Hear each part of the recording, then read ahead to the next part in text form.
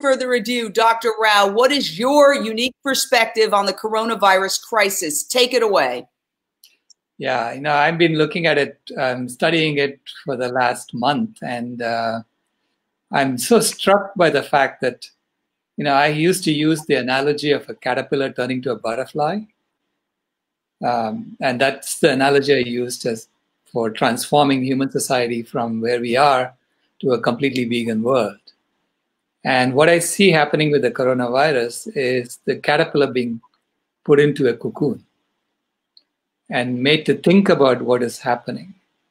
So we are being isolated. We are being forced to stop our consuming activities, over-consuming activities, and made to just sit down and think and hopefully come out of this as a butterfly species. So that's what I see happening. It's beautiful, but there's a lot of trauma in the process. There is a lot of suffering happening in the process that we need to be mindful of. I wanted so much to speak to you because you are, I think, one of the most visionary thinkers of our era. You, just by way of explanation to those watching, are a Stanford-educated PhD systems analyst who was instrumental in the acceleration of the internet speeds. You worked with a team and you were very instrumental in making the internet a lot faster than it was. And many people said that it couldn't be done, and you did it. And then you worked with Al Gore to combat climate change. You split from Al Gore because Al Gore would not focus on animal agriculture's amazing, incredible, large, huge role in the destruction of our planet and in greenhouse gas emissions. All of this is laid out in my documentary, Countdown to Year Zero, which is available on Amazon Prime. It is a profile of Dr. Rao's work. You can watch it on Amazon Prime Video right now while you are stuck at home. It is free for Amazon Prime members. Countdown to Year Zero. The reason I say it is that it outlines in great detail Dr. Rao's vision and with examples of why we all need to transition to a plant-based world. So you left Al Gore, you started creating climate healers, and you set a grand intention, a vegan world, and if people are scared of that word, a plant-based world by 2026. That's in 6 short years. Now we have this crisis. I know you had spoken about the fact that we had to have kind of a crumbling of our morally bankrupt system in some way, shape, or form before we could reemerge as an evolved species that does not kill billions of animals unnecessarily. So is this part of the process? What's happening now? It's a breakdown of society. Now, is this what needs to happen so that people wake up to the fact that the old system is not only horrible for the animals, it's not only horrible for the climate, but it's horrible for them too, Dr. Rao? Yeah, it's not a break. It's a crumbling of the old way of doing things. What is considered normal in the old way of doing things, which is consumption, consumption, consumption. Basically, if you look at the response that we have to come up with to address this virus, it is shrinking the economy. It's shrinking the growth paradigm. So it's like the caterpillar is being told, you can no longer grow. This is it, right? So you need to now stop growing and start figuring out how are you going to deal with nature, because nature is powerful. And so far, we have been thinking that we can fashion nature any way we want. We can do whatever we want to the animals, and there are no consequences. And now we are discovering there are consequences. And so those consequences are forcing us to rethink our role in the ecosystem. And I think, this is the right transition for us to get to a vegan world or a plant-based world, where it's not just social distancing. Social distancing is about separating ourselves from each other, but it's also species distancing.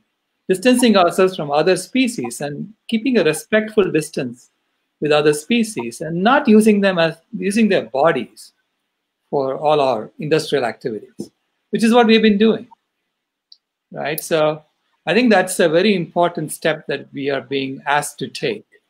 And unfortunately, the media is not talking about it very much, or our leaders are not talking about it very much. But if you go back and look at all the previous, viruses that infections that we all got, it all came from animals. And this one seems to be particularly virulent and particularly lethal. So it has this combination of lethality and infectiousness that makes it a very dangerous virus, and so we have to take action. And if you also look at how it is affecting people, it's affecting older people, and the risk factors are heart disease, diabetes, hypertension. These are the top 3 risk factors. And all of these can be mitigated if people start eating correctly, right? So it's sort of sending us a message saying, I've given you all these messages so far, you haven't listened yet, but here is another one. And now will we listen? And if you don't listen, we're going to die. So it is basically forcing us to listen to the message that we've been getting all along.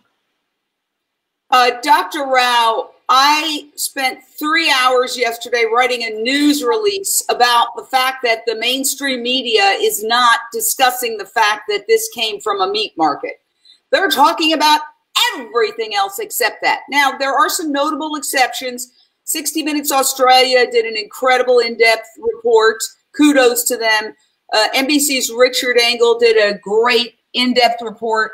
Kudos to him. But the day in, day out news hosts, I just tweeted Rachel Maddow right now to watch this video, because I am begging and pleading that the mainstream media look at the genesis of this, look at the cause of this, and likened their refusal to do so to having a murder trial and never mentioning the murderer, the defendant, sitting at the defendant's table.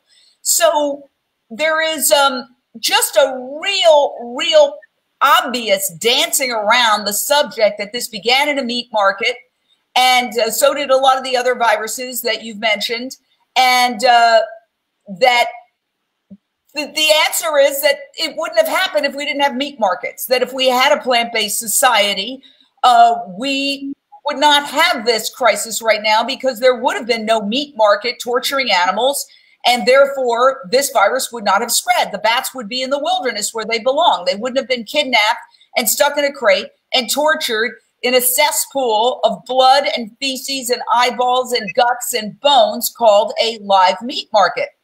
Now, I want to mention that yesterday in New York City, outside New York City Hall, activists, animal activists, climate activists gathered to hold a protest saying close New York City's 85 live meat markets.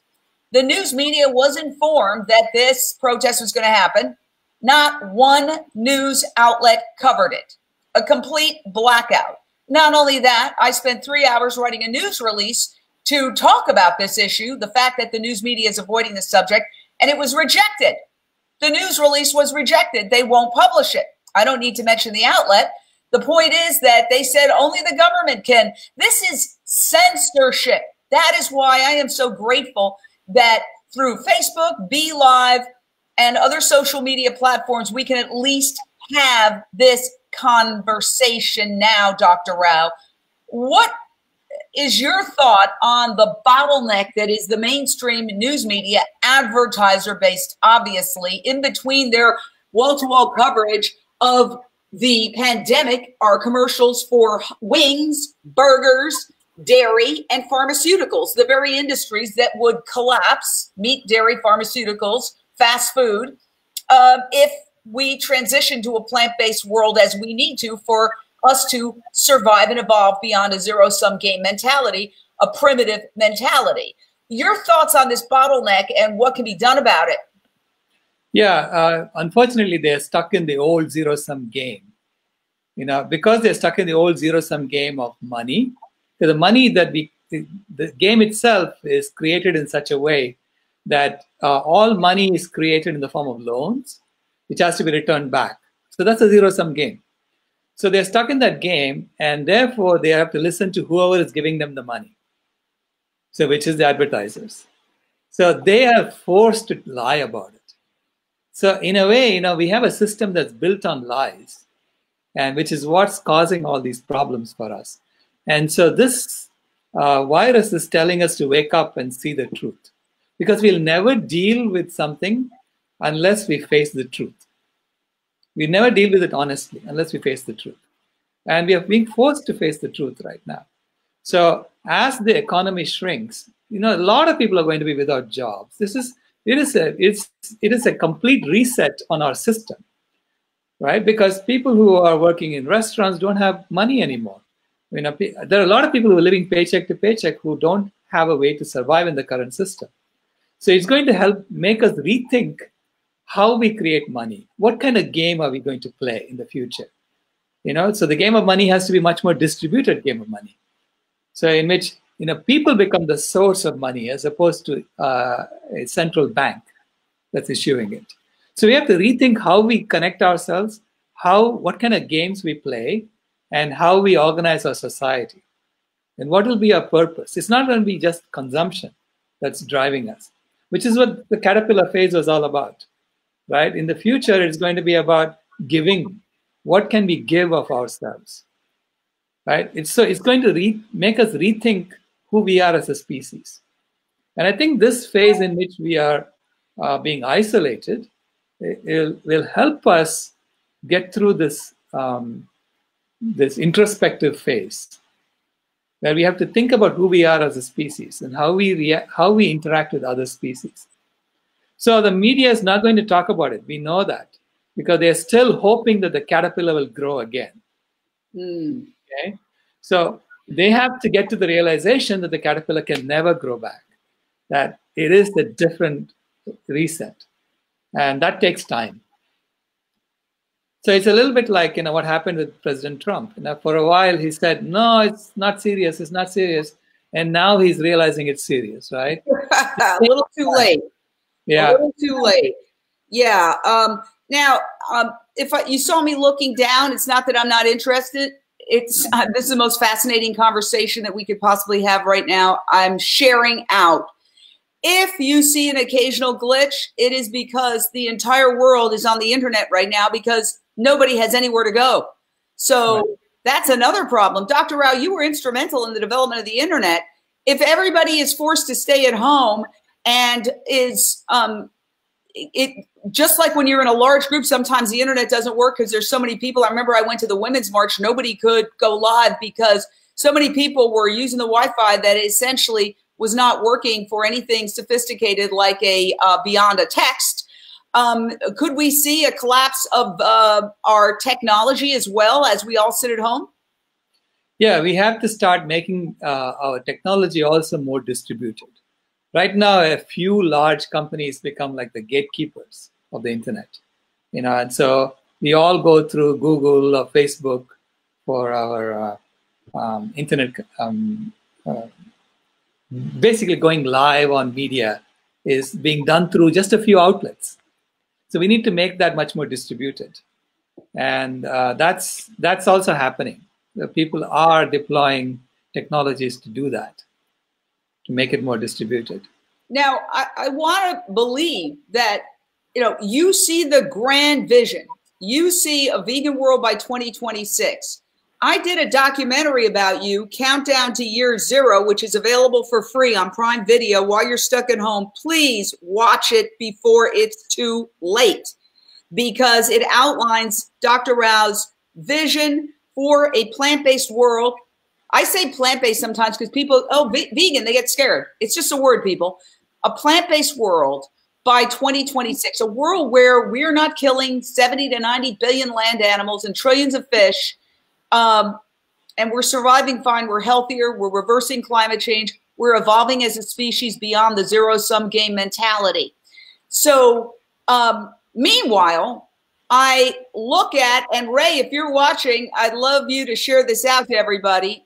Ray Kowalczyk, I hope that you are watching, and it says broadcast interrupted, so I hope that we're not experiencing that interruption. No, it's back again. But there are a lot of reports of people running around buying guns, which would seem to go in the opposite direction of what you're talking about. People sitting at home realizing, wow, all that mindless consumption that I was engaged in is not necessary. I'm going to shift. I'm going to shift to plant-based.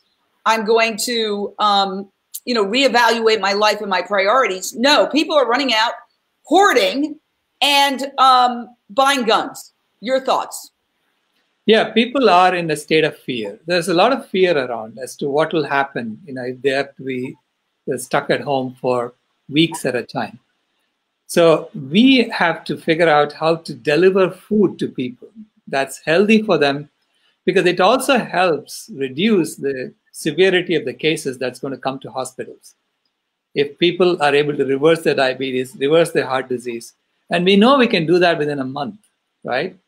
So if we start forming, community kitchens that would cook good food and start distributing to people, which we have to do because we can't expect people to go out and buy stuff for their food all the time, because that becomes a source of infections.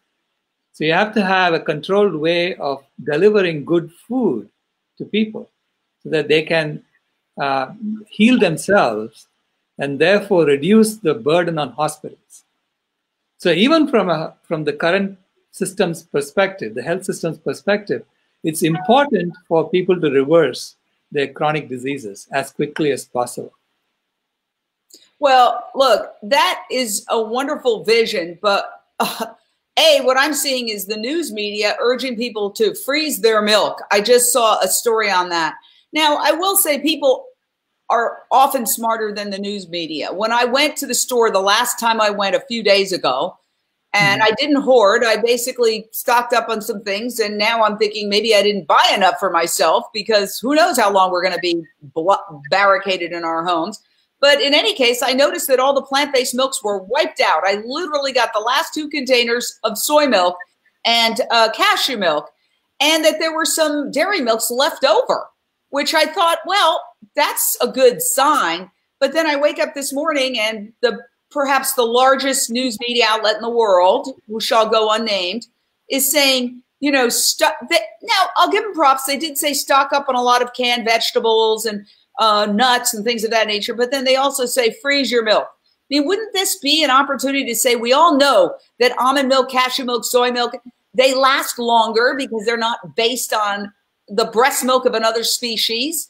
And also you can actually have them in containers that aren't even refrigerated. So wouldn't it make sense, just on a basic logic sense, that they would say, hey, stock up on some of these plant-based milks that don't even need to be refrigerated? But no, they're saying freeze your milk. I have worked in mainstream media for decades, and in thinking about this willful denial, which is a protection against cognitive dissonance, I think about what George Santayana, the famous philosopher, said. People who are not ready to accept something will just ignore it. They will just ignore it. And that's what I'm seeing right now, is that they're just ignoring this. Right. No, they will ignore it because they're not feeling the repercussions of their denial yet. But if you talk to local governments and local health officials, they're already feeling the effects of this. So they will be open to starting community kitchens and starting a food distribution service.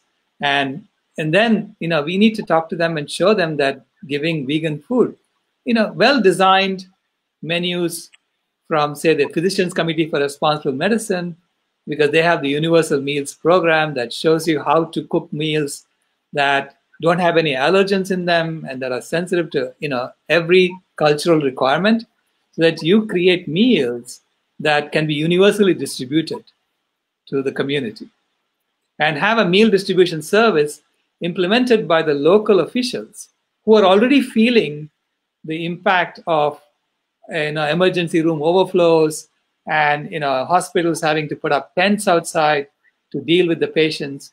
So they're already feeling that, and so they'll be open to this suggestion. So I think we as a community can come together as vegans. We can come together and guide our local health officials and the local governments to start these things so that we can start giving food out to people. The best way to people's hearts is through their stomachs. Yes, and I do think a lot of people are using common sense and realizing that meat and dairy is highly perishable, whereas cans of vegetables are not, and rice is not, and grains are not, and nuts are not. They can last for months on end. So perhaps that's the way it's going to go. In other words, if you're trying to stock up, just sheer common sense would tell you don't stock up on meats that go bad. Stock up on vegetables, grains, and nuts, and frozen fruits.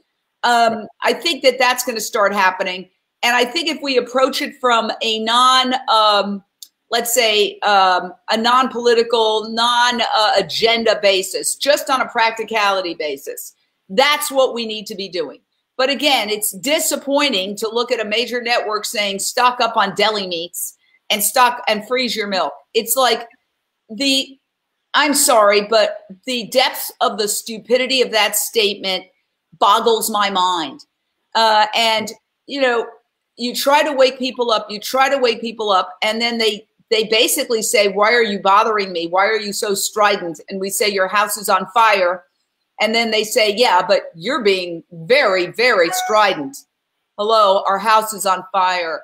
I mean, at a certain point, I have come to the point where I am powerless. I think I just surrendered today after spending 3.5 hours writing a news release that talks about why the news media is refusing to cover the source of the problem, the meat markets, refusing to discuss it. There was a demonstration held outside New York City Hall demanding the closure of the 85 live meat markets in New York City that do have a variety of animals, not just what we would consider farmed animals, chickens, cows, pigs, turkeys, goats, and lambs, but they have rabbits, they have turtles, they have frogs. And not only did nobody from City Hall pay any attention, but no media showed up to cover it. And this has happened in the past, Dr. Rao. After Hurricane Florence, when animals were left and considered live inventory and left inside these warehouses called concentrated animal feeding operations to drown to death in locked warehouses, we held a news conference. Half a dozen environmental animal welfare groups held a news conference in North Carolina saying, on the steps of a government building, no more CAFOs until concentrated animal feeding operations, until we can look at the consequences of having these environmentally disastrous torture chambers in our state. The media actually showed up. They videotaped it. None of them published it. What did they publish? A meat barbecue for the victims. At a certain point, are we just too stupid as a species to connect the dots, and therefore what? I mean, I have to address that hard question, because when we talk to people till we're blue in the face and they literally laugh at us or say, you be quiet, at a certain point, you want to throw up your hands, even though we are relentless in trying to get our message out. Hey, people, we've got the solution. None of this would be happening if we had transitioned to a plant-based society. Right. Now, when we continue to eat animals, we are basically inviting more such viruses to come on board. Right. So we are sort of saying, yeah, we got one and we are trying to deal with that. Now give me more. That's exactly what we are doing when we continue to eat animals. Right. And people are beginning to realize that. So don't lose faith that you are making a difference. You are making a difference when we keep saying this. They may not listen right away, or you may not see the impact of what you're saying right away, but it is getting through. Okay, so I come from a place of surrender, just like you did. I've surrendered. I'm saying that there is something much larger than me that's driving this, which is nature. Nature, you can see nature with the little tiny virus has changed our entire economic system.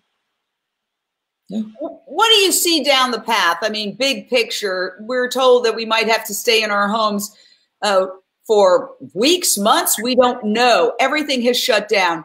You know, I have a new vegan cooking show on Amazon Prime, New Day, New Chef.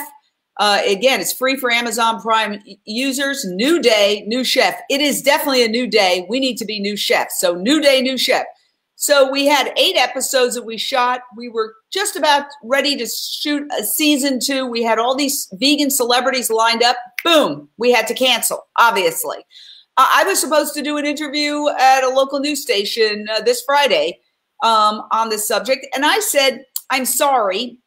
I don't think it's a risk that I want to take right now to go more into town and get in an elevator and God only knows what, right? So I passed on that. A friend of mine who owns a ballet studio has shut down her ballet studio. My great niece was laid off. The place where I take yoga is shut down. I mean, our society is shutting down right now as we speak. Every single thing is being affected. Every person is being affected. What do you see coming down the pike, Dr. Rao? Yeah, it is showing that the current economic model will not work. It's not working anymore. No, basically, it is shutting down. So the current economic model in which you have to go do a job to get money. So this model says, you know, if you don't have money, you're not going to eat, right? That's the way we have set it up in the current system. Now, people are going to want to eat, which means that it's up to the community to make sure that people eat, right? So we have to provide the necessities from a communal perspective right away. And then we have to figure out a new system, a new economic model in which people automatically have universal basic income. And they are then told, here are the things that need to be done. Here are the jobs that need to be done, you know, taking care of people, taking care of the animals that are being left out. So there's a whole lot of stewardship work that needs to be done. And you need the right equipment to go do that work, you know, when you have such an infection going around.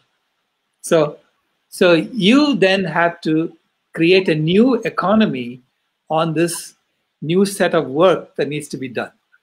So what is an economy? Economy is a set of rules and a game that people play in which they expend their efforts and they get something in return for that effort, right? So we all have capabilities.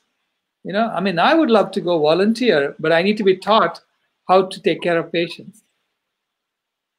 So maybe I have to become a nurse. I don't know. But, you know, so I need that training very quickly. And they're doing it in Italy already. They are people. And Italy also, everyone is in lockdown. So a lot of people don't have jobs. They don't have salaries coming in. So which means that the government has to figure out, the authorities have to figure out how to feed these people. China did that, right? China had truckloads of food coming in to feed people when they locked down Wuhan. So the old model does not work anymore, okay? Especially if because we have gone way beyond Wuhan's levels of infection in this country. So we are being forced to rethink the entire economic system, which is what the Dow Jones is also telling us. It's just telling us, the market is telling us that the old model probably is not going to be revivable. Wow. So are you saying essentially that there's not going to be a stock market? No, the stock market is telling us that don't expect things to come back. You know, don't expect consumption to come back. So don't expect us to become who we were before this happened, right? So we're not going to go back to being caterpillars again. Wow. So you see this as, I know a zoonotic expert said that this was nature's revenge. And he's not an animal activist. He was a scientist he said he had been trying to warn people about these meat markets in Asia. But let me point out that they're all over the United States too. I visited them, covering protests against them in California and New York. And they have animals that could be classified as wild animals. And we know from mad cow disease and the swine flu and the avian flu that it doesn't have to be wild animals to create a virus. So he'd been warning people, hey, these live meat markets are a cesspool of disease. They will come back to haunt us. And now we see this. Do you see a potentially even more dangerous virus possibly down the road? We don't want to be alarmist, so I want to be really careful, but people have talked about the fact that it's happened before. It can happen again, Dr. Rao. Well, I know I cannot foresee anything like that, but what I'm saying is that the more we interact with animals like this, the more the probability is. The probability of another zoonotic disease jumping over from their species to ours. So we are literally mooning Mother Nature, right? When we shouldn't be. Because we already have, she has already shown us what she can do. And we are already suffering the consequences of it. So why would you continue to do that, right? There is no sense. It's irrational for us to continue to do that while we are taking care of the consequences of what we already did. So I think that's the realization that people have to get. And I see, in India, people have gotten it. In India, the price of the cost of meat has plummeted because people are not eating anymore. They're not buying this stuff anymore.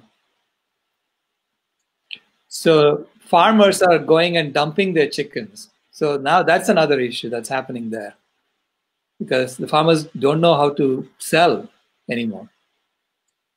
Dr. Rao, you were instrumental in the acceleration of the internet speeds.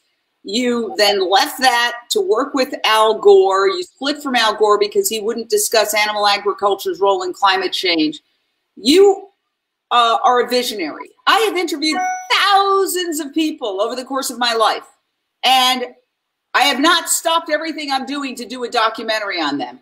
I stopped everything I was doing to do a documentary on you, Countdown to Year Zero, which is available now on Prime Video. Watch it before it's too late, and it's free for Prime members. I stopped because when I heard you speak in a field in Texas at the Rowdy Girl Sanctuary, I said, this is the big picture. In order to achieve anything, we have to set a grand intention. If we can't even verbalize or envision what we want, how are we ever going to achieve it? And I learned that reading about the women who won the Nobel Peace Prize for ending the troubles in Northern Ireland. They came out, there was a boy shot to death on their lawn, and they said, enough, we are going to stop the troubles. Everybody laughed at them. But because they set that grand intention, they were able to accomplish what many thought was impossible. And so I remember reading about that and being struck by the idea that you have to say what you want. And you, speaking in Texas to this field, and we were going live on Jane Unchained, and you said, we're going to create a vegan world. We're going to do it by 2026, and we have a plan to do it. We're going to do it the same way that we took the internet from something that nobody knew and nobody thought they needed to something that everybody thinks they absolutely have and is in their back pocket at all the time. And you also talked about rapid social change that can occur when a society is ready. You talked about the moon landing. You talked about gay marriage, something that was inconceivable in the 40s, 50s, 60s, maybe even the 70s and 80s, and now has happened. And once that breakthrough occurred, it happened pretty rapidly. So can you bring us back to the idea of, let's say somebody's watching, let's say a newscaster, because I've been tweeting, please watch this. One of these extremely intelligent news hosts are watching this. What would you say, if you could talk, for example, to a Rachel Maddow, what would you tell her about, what would you tell her? Just talk to her. Yeah, I would tell her, look, as an engineer, I know that when I set out to do something and I implement it, what I implement will not match my specifications unless I am dialed into the truth, the science and the truth of what I'm doing. And this is exactly the same thing for any endeavor. So when we know that animals are causing these viruses, I mean, eating animals is causing these zoonotic diseases, and we don't talk about it, we will never deal with it correctly. So engineering is about being in alignment with the truth. When you're in alignment with the truth, you will achieve what you set out to do. Otherwise, you don't. So if you are setting out to build a just world, a compassionate world, a world in which all animals are free, all people are free, all beings are free, then you have to always be aligned with the truth. But the system that we have set up forces us to lie, right? It forces us to lie because we have to tell whatever the funder wants us to tell.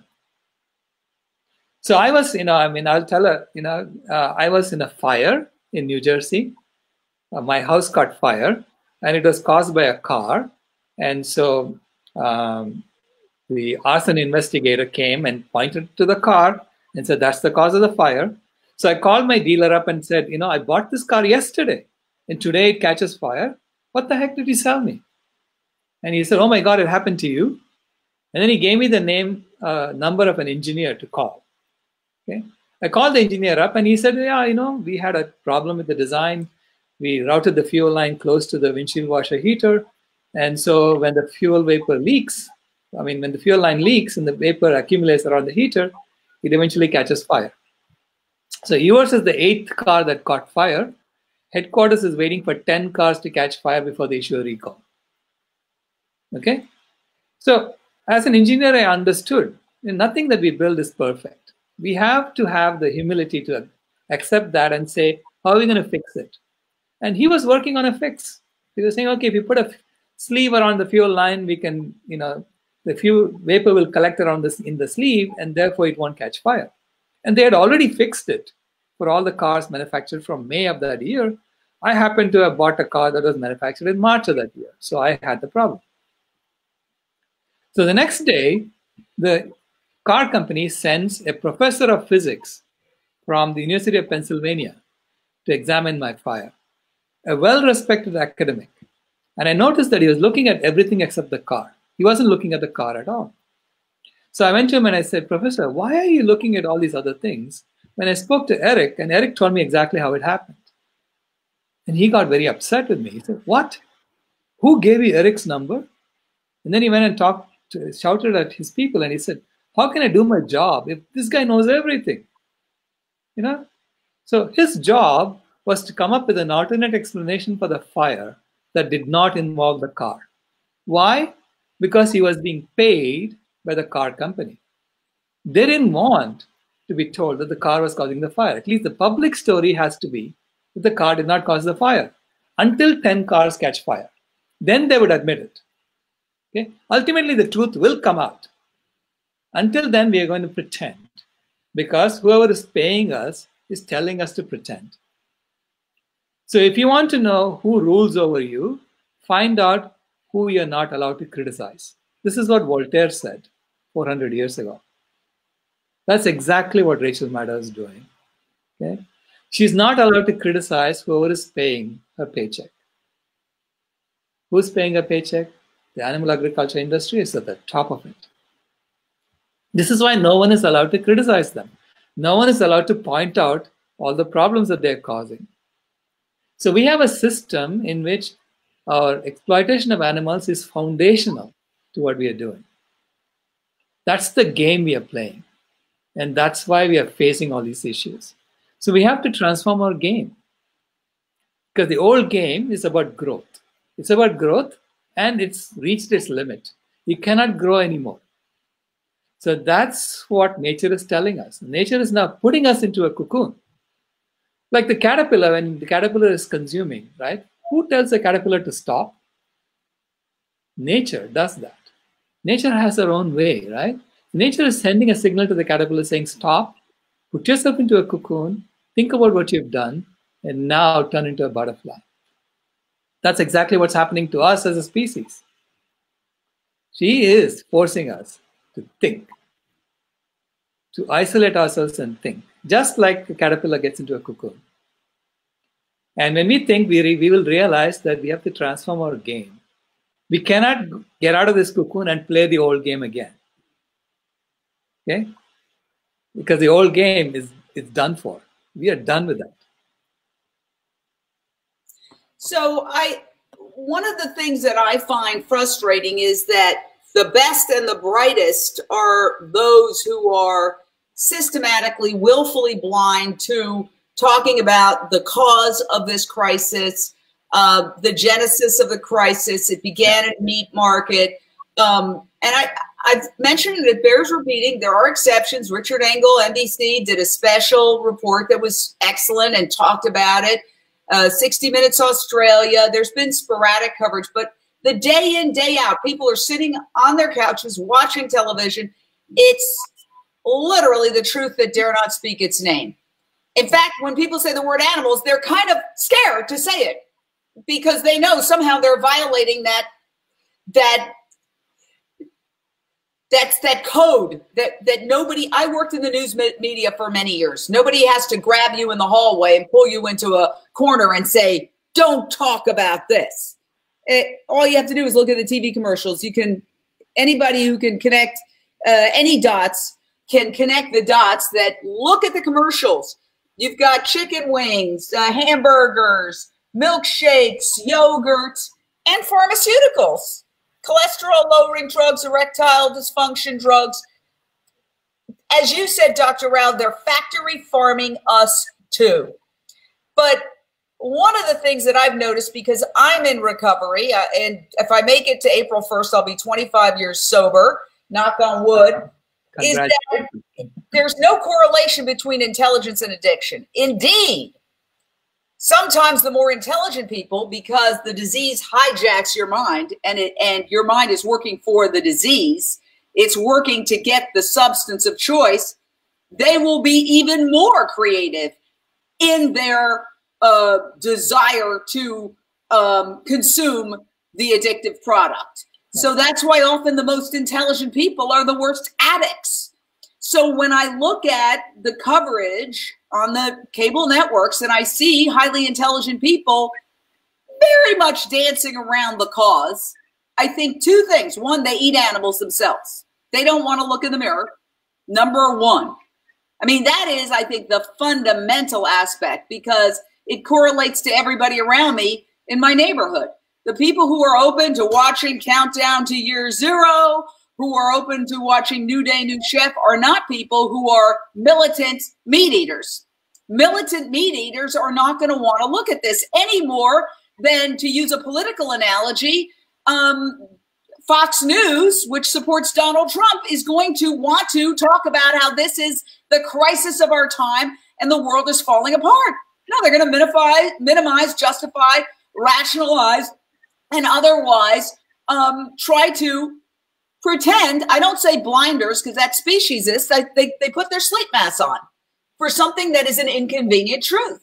So again, going back to the news media that is not talking about the fact that this began in a meat market, that if we were a plant-based society, we wouldn't have this virus, that we need to transition to a plant-based society, not just for climate change and human health and world hunger, but also to prevent another even more deadlier virus coming down the pike that comes from animals, zoonotic disease that jumps from animals to humans, as this one did, emanating from a meat market in China.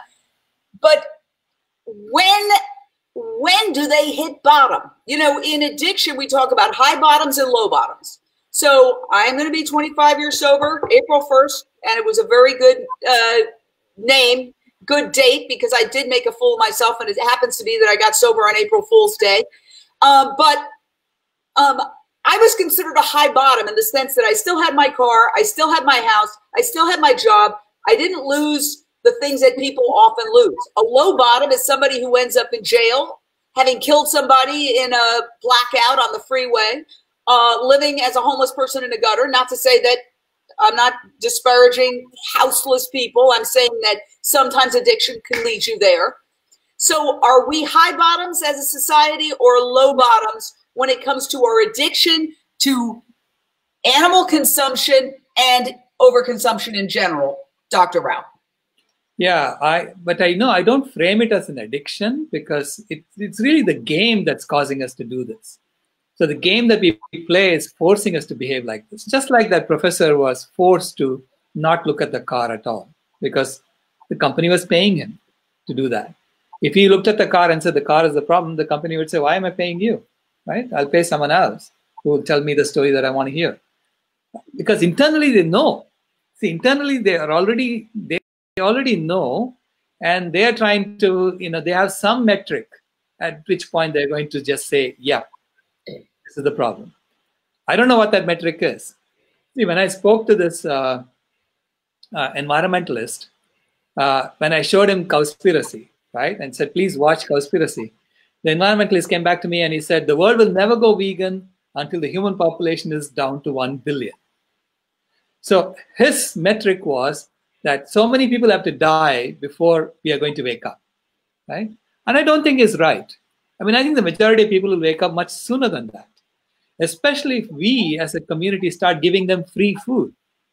So this is why I say the impetus now should be for us to approach local governments and tell them, please start feeding your population because they are stuck in homes. And you don't want them going out and spreading the virus, right? So you need to have a much more controlled way of getting food to people that is nutritious, delicious. At the same time, it is going to heal them. So this way, they will become less serious patients when they really contract the virus. Because, this virus is not going to go away. We are all going to get it. So the estimate is anywhere from 20% to 60% of the population is going to get it within 1 year, no matter what we do, right? So the best case scenario is for us to figure out how to make the load on our hospitals something that they can bear. Wow, I know I've heard that kind of estimate before, and it's truly terrifying because obviously here we are in our homes, and if it's going to happen anyway, you wonder why you barricaded in your home. But I'm not going to make that calculation. I'm staying home. I'm staying home, and I'm putting all sorts of alcohol, rubbing alcohol on all my doorknobs, and doing all of that stuff. Now, when it came to plant-based meats, which I think was a big breakthrough this past year, meat companies themselves began investing in plant-based meats because they saw the big picture. They saw that animal agriculture is 100% unsustainable, and it's going to have to change. It's just a question of when. So they began investing in plant-based meats, kind of like shorting their own meat market. Hedge funds often place bets on either side so that they win either way. And so when it comes to this, the big minds, let's just, talk about the heads of Google, Apple, Microsoft, Intel, Oracle.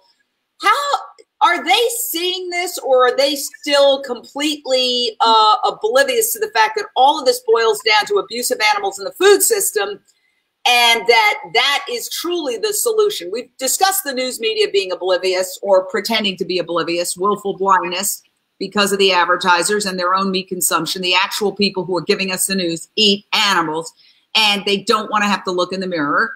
And we've discussed, the fact that we're in our homes, that this situation is unsustainable. I don't have very much faith in the government. It still hasn't come up with widespread testing.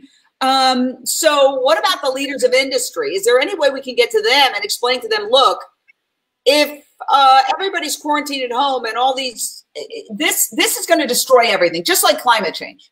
I've often said climate change is being accelerated. Obviously, meat consumption, and Dr. Rao just did a white paper that shows it's responsible for the overwhelming majority of greenhouse gas emissions, which is something that the United Nations doesn't acknowledge. And he explains why, and it's got citations, and it's being peer reviewed right now.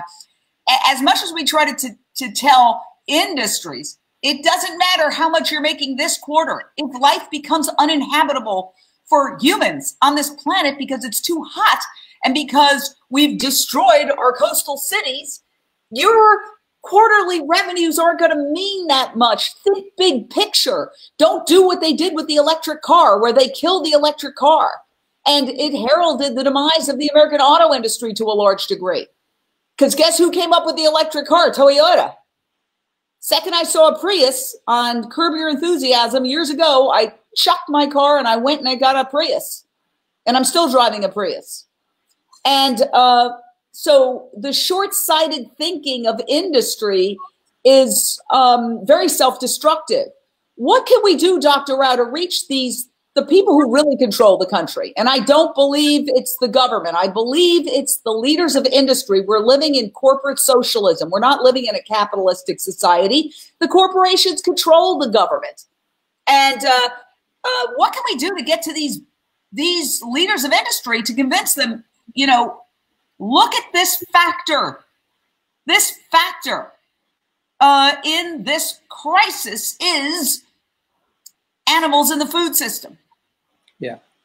See, it is bigger than that, actually. The animals in the food system are, in a way, the symptom. They're showing us that we are not looking at things correctly. We are not measuring correctly. See, just like in the COVID-19 disaster and the coronavirus disaster, if you don't test properly, if you don't measure properly, you won't know what kind of epidemic you have on your hands and how to control it, right? So this is why testing is so important. Measurement is so important. Only when you measure correctly can you manage accurately. And the same is true for the planet. So when we have costs that are actually measuring the true impact of that product, only then can we manage our impact correctly. And that's not what we have today. So we have a game in which the costs are determined by supply and demand. That's not a correct measurement on the impact on the planet, right? So monopolies can just jack up the cost. Suddenly Purell can cost $200, right, for a bottle. So when you have situations like that, when we are not measuring correctly, we're not going to manage correctly. So we need to get to an economic system in which we are measuring correctly and we are managing accurately. And that requires changing the whole game.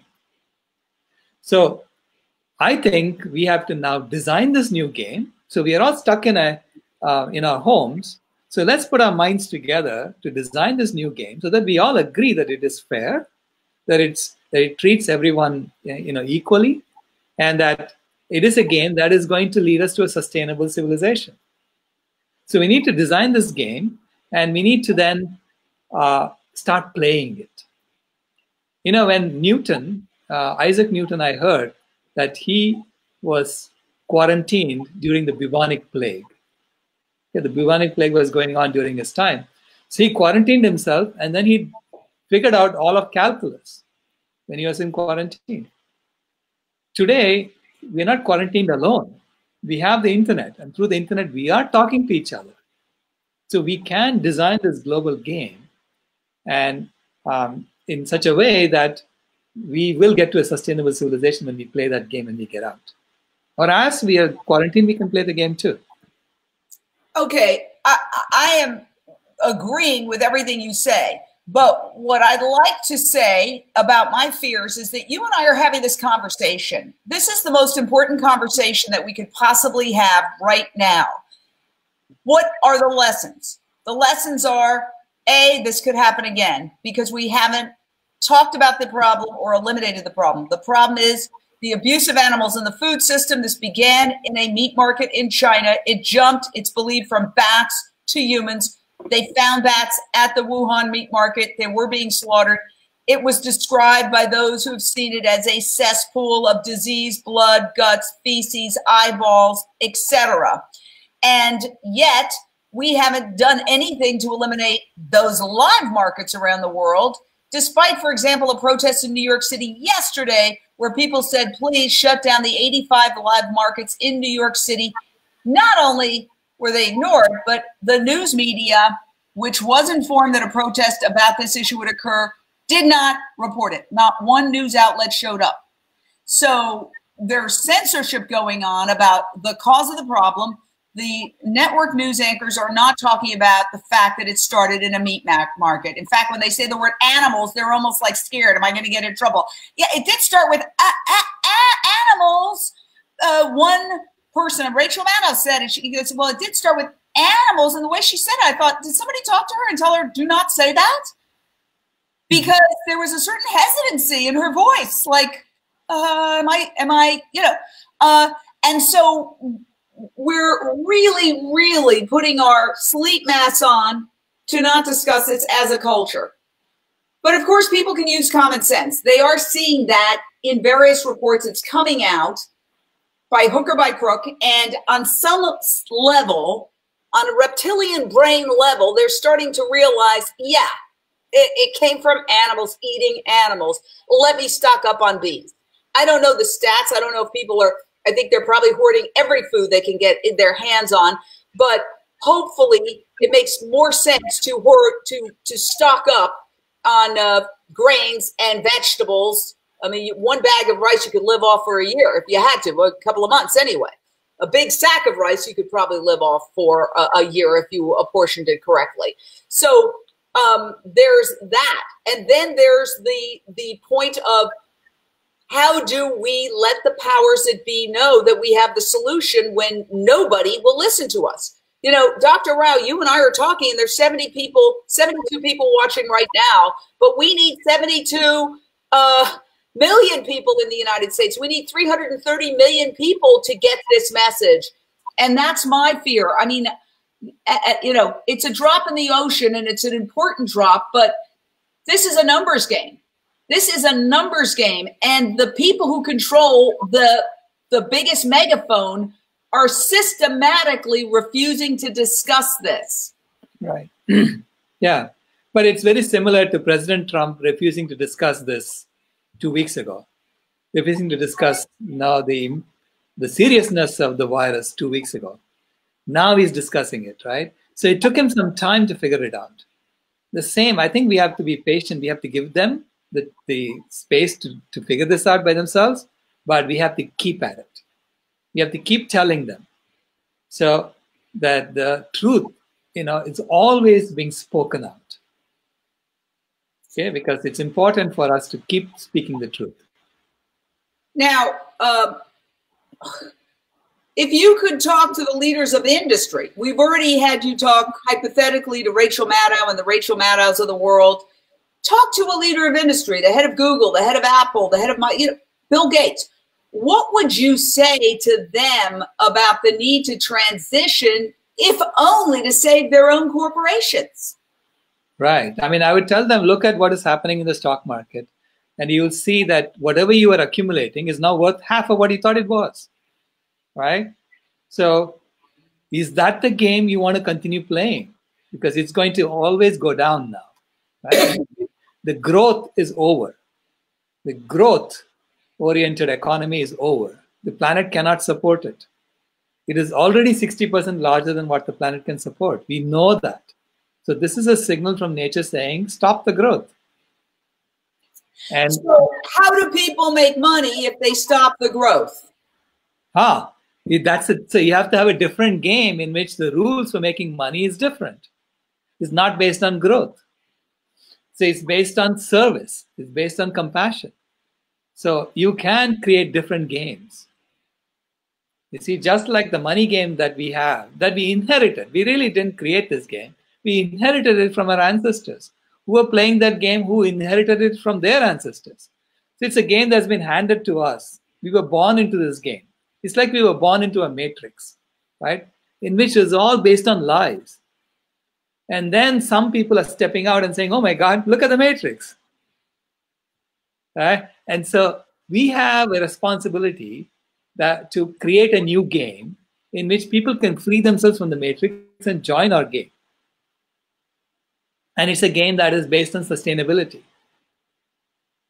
I don't want to be dystopian in my thinking, but if we don't wake up to the fact that this started because we are living in a world where we kill 70 to 90 billion land animals, and if you include fish, trillions of other animals, that it's completely unsustainable because we're only 7.8 billion humans, and we could live in a world of natural abundance if we had just gotten rid of the world's most inefficient food system, meat and dairy.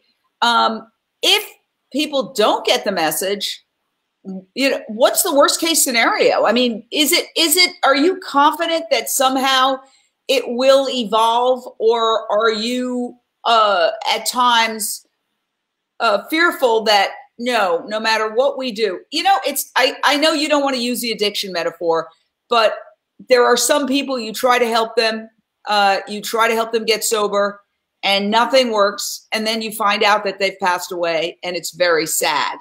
Are we facing that kind of possibility as a species? See, this is why, you know, I mean, I don't use the addiction metaphor, but addiction is also based on fear, right? So when we have a fear-based approach to things, we see the worst case and we see, oh my God, it's going down the tubes and we are all going to die. Now, but if you look at what this virus is telling us, the message is sending us, first of all, it is not affecting young people very much. So it's basically saying to the younger generation, you know, continue. And it's affecting older generation who are not listening to the health message. It's affecting the older generation who are not listening to the diabetes reversal, the heart disease reversal that's been available to us for 20, 30 years. We have known that eating correctly will reverse heart disease, it will reverse diabetes, right? So it's not that people don't know. I think people don't want to know. People who are still in it don't want to know. And they're being impacted. So they're being told, you know, now do you want to listen? Do you want to listen? If you don't listen, I'm going to kill you. So it's like a very dispassionate mother who is telling us to wake up and assume our role as the caretaker species of the planet. So far, we've been behaving like the predator species on the planet. So this transformation from the predator to the caretaker is happening right now. So that's the important message I want to tell people. See that the transformation is happening, and we didn't know how it was going to happen. Nature is now showing us, here is a way, it's going to happen. Right? So you are hopeful. You see this as part of the process. It's the part of the process, yeah. I have, you know, more than hope, I have faith. Hope to me comes from a position of fear. Faith comes from a position of love. So it's believing that there is something much bigger than us that's taking care of us, and we are part of that. Just like the caterpillar turned into the butterfly, not because the caterpillar voluntarily did something. Something happened to the caterpillar to tell it to stop growing, right? And so we are now being given something that's making us stop growing. Our economy is going to stop growing, whether we like it or not. Wow. Well, this has been such an illuminating conversation. I really hope that some of the folks who make the decisions and who spread the word, the media, the corporate world, will look at this, because I'll go back to Who Killed the Electric Car. You know, this is a very similar situation. They had an electric car. There's a great documentary. I know some of the people who had the electric cars who were in that documentary, and they took them away because they didn't want to change. And later, the head of the company that made that decision to take those electric cars back and kill the electric car said it was the worst decision of his life. And it turned out to be a bad economic decision. And it's the same situation here. You know, we are at a turning point. We are truly at a tipping point. Are we going to tip in the right direction? The answer is staring us right in the face, and it's very simple. This started in a meat market in China. So did other diseases, if not in China, in the system that abuses animals for food. Mad cow disease, avian flu, swine flu, African swine fever.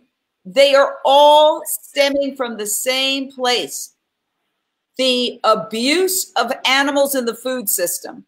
So we're at a point now where we could eliminate world hunger, because we could, as Dr. Rao has said, live in a world of natural abundance where everybody has whatever they need to eat and then some, if we stop creating artificial scarcity by forcibly breeding 70 to 90 billion animals who eat so much more than they produce as food. 70% or more of all soy is fed to farm animals.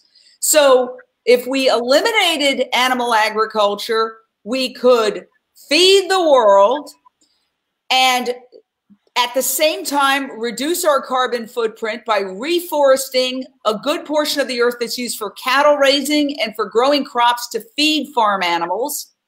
So that forested land could start absorbing more carbon. We could begin reducing the temperature back to where it was 200 years ago.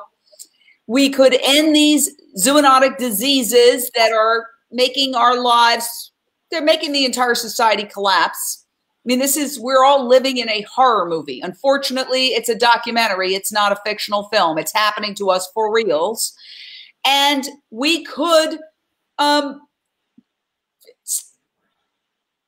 a peaceful relationship with animals and nature.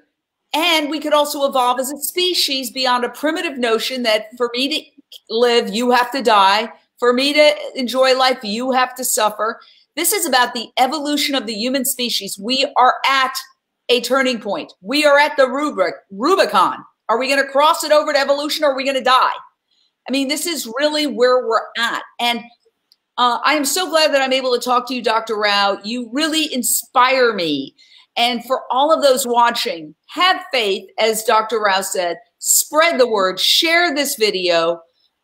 Learn more about Dr. Rao's work by watching Countdown to Year Zero, streaming on Amazon Prime. Sorry, Canada, it's not available in Canada yet, but it is available in the United States, in the UK, and in Ireland. And check out our new show for fun, New Day, New Chef on Amazon Prime. It's a new day. You can be a new chef. New Day, New Chef on Amazon Prime. It's lighthearted, fun, plant-based cooking show with a lot of celebrities and athletes. And stay safe. And let's spread this solution out, because if one newscaster or one head of industry gets it, just one, everybody else will follow. The second that Rachel Maddow, I keep coming back to Rachel Maddow because I watch her, because I know she's super intelligent, because I know that she could get this. And if she says it, the rest will follow. The rest will follow. Okay? I've worked with many of the people you see on the news all the time. I'm picking her because I think that she's very smart, and I think if she saw this video, she would get it. It would click. So let's hope, because we don't have that megaphone, but together, if we all shared this out, if we all started talking about the fact that this began in a meat market and we can end it by closing the meat markets and transitioning to a plant-based society, we can be as big as that giant megaphone that is a network news operation. So thank you, Dr. Rao. I really appreciate your time. I hope you come back next week and give us an update, because I think that this is a changing situation and you have the big picture. Thank you so much for having me. I would love to come back on your show anytime. Okay, we'll talk to you next week.